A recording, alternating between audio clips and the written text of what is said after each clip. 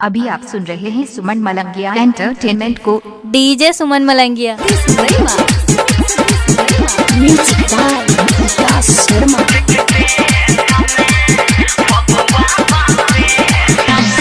भैया के गोदी में झूल गईलू, खिलते फूल जाना भूल जाइबू।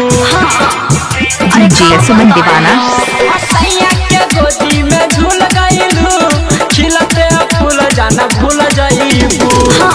हमारा से मिले काहे आवता रूलेट से, हमारा से मिले काहे आवता रूलेट से।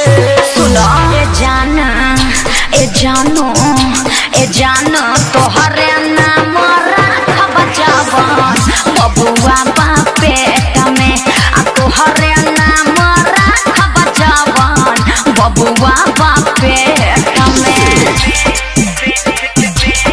डीजे सुमन मलंगिया मधुबनी।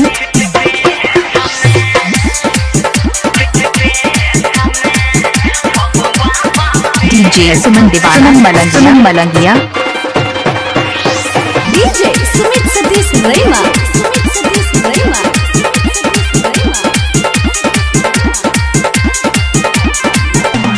बोला न खेल करी काहे खोजलू भातार हो।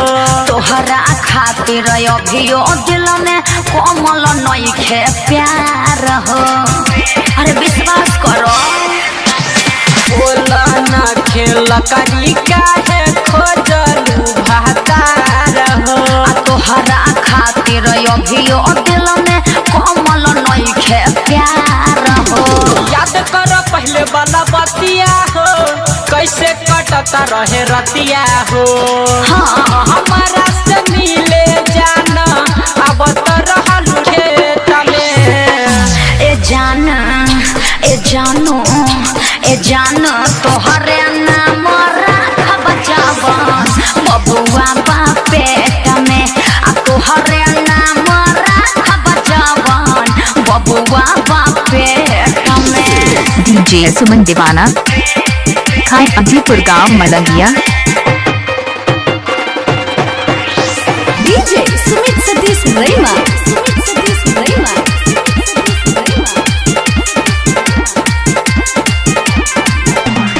ओने काहे बैठल बारू हेने आके सट।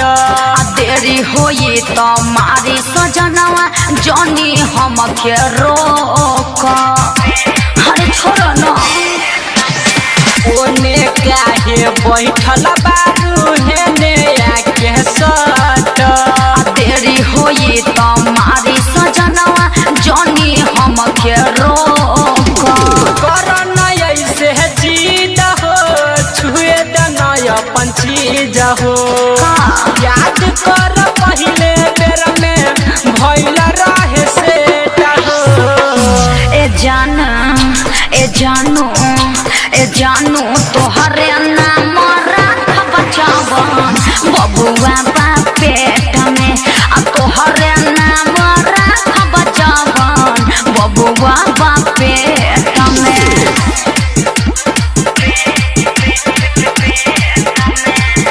सुमन मलंगिया।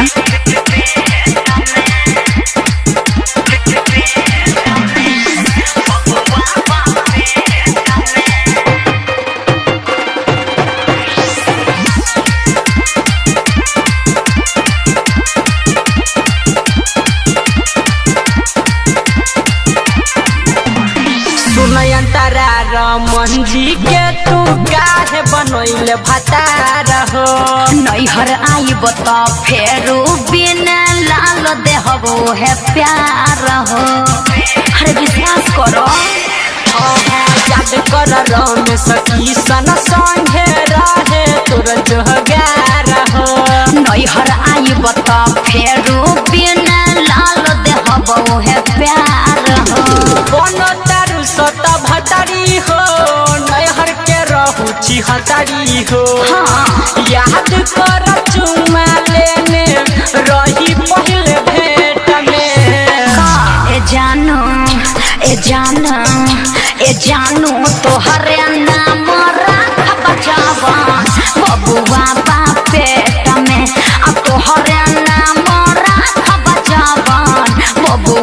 जय सुमन मलंगिया मधुबनी। जय सुमन मोबाइल नंबर 8882452330।